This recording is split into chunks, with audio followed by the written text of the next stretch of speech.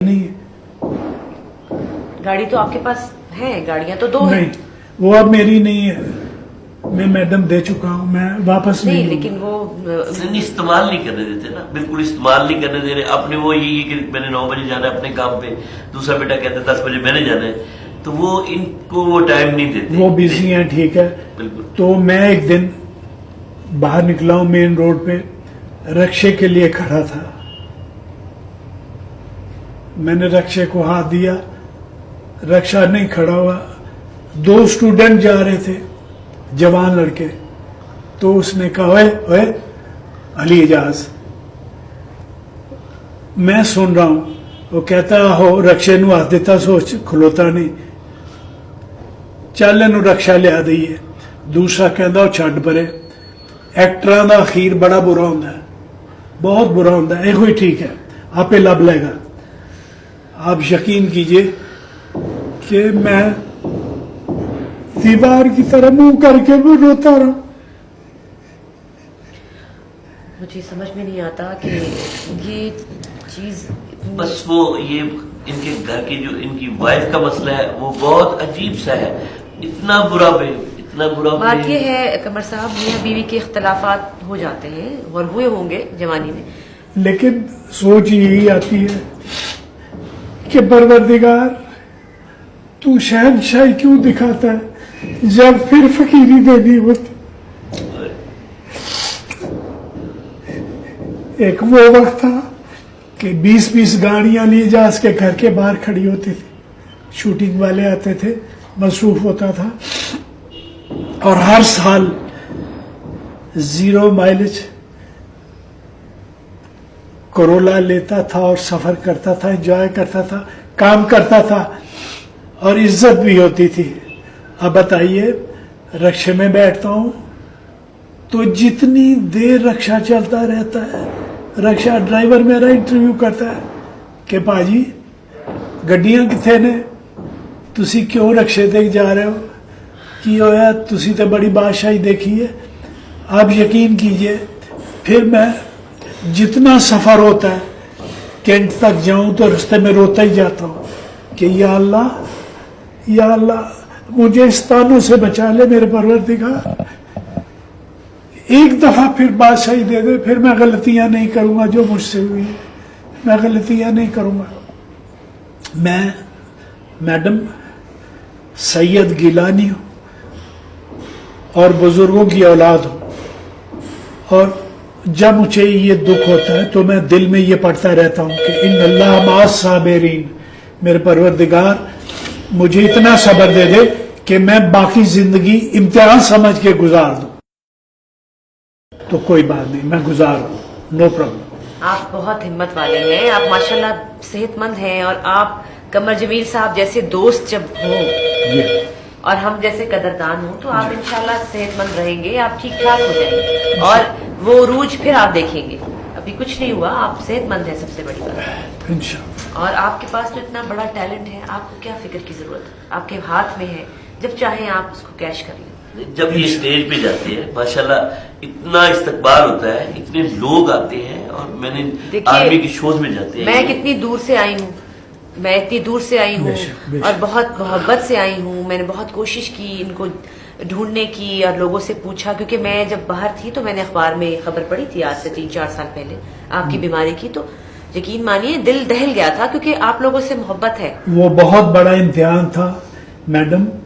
آپ یقین کیجئے کہ اس بیماری میں مجھے ایک چیز عیاں ہوئی.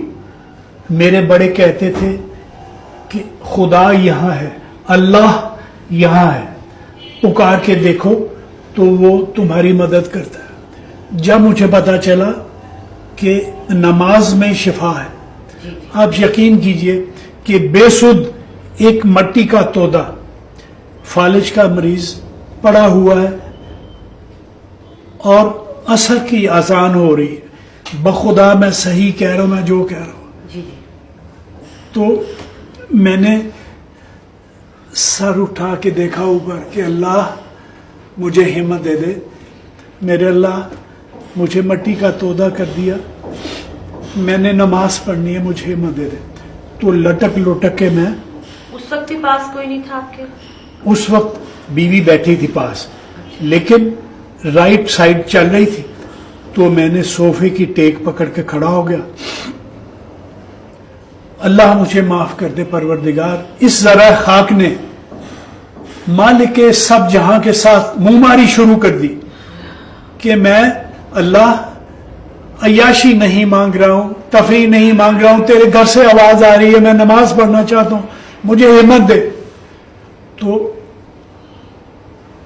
आप यकीन कीजिए कि 2 मिनट के बाद मुझे फील हुआ कि मेरा लेफ्ट पांव जो है वो काम कर रहा है। मैंने सोफे की टेक छोड़ के तो देखा कि मैं खड़ा हूं। अल्हम्दुलिल्लाह मेरे परवरदिगार ने मेरी आवाज सुन ली, क्योंकि वो यहां था। मैं दीवार पकड़ के आहिस्ता आहिस्ता बाथरूम में गया हूं। एक हाथ से मैंने कपड़े उतारे हैं, शावर लिया है, दूसरे बीवी ने प्रेस करके रखे हुए थे वो पहने हैं, फिर दीवार पकड़ के आया हूं। आप यकीन कीजिए अल्हम्दुलिल्लाह दोनों हाथों से मुसल्ला बिछाया, खड़े हो गए। और फिर खड़े होके नमाज पढ़ने लगा हूं, तो बीवी कहती है बैठ के नमाज पढ़ लें, कुछ नहीं होता, नमाज हो जाएगी, गिर जाओगे। मैं क्या बेगम, अब जिंदगी में कभी नहीं गिरूंगा, मेरा ईमान है उस पर, मुझे नमाज पढ़ने दो।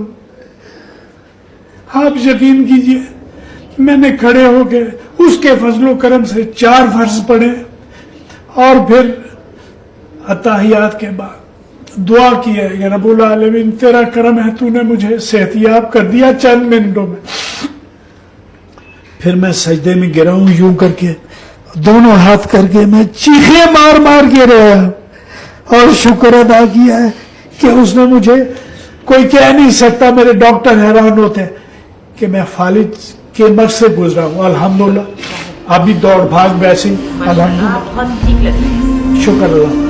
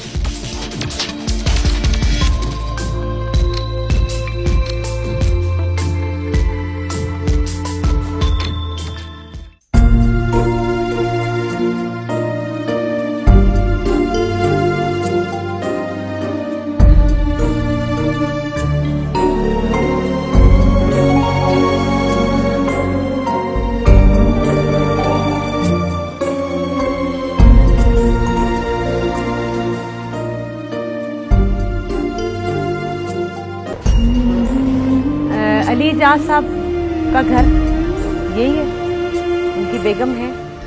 पैसे मुक गए तो सब रुस गए। अब मैं फुकरा हूं, मैं टीवी लॉन्ज में जाके बैठता हूं,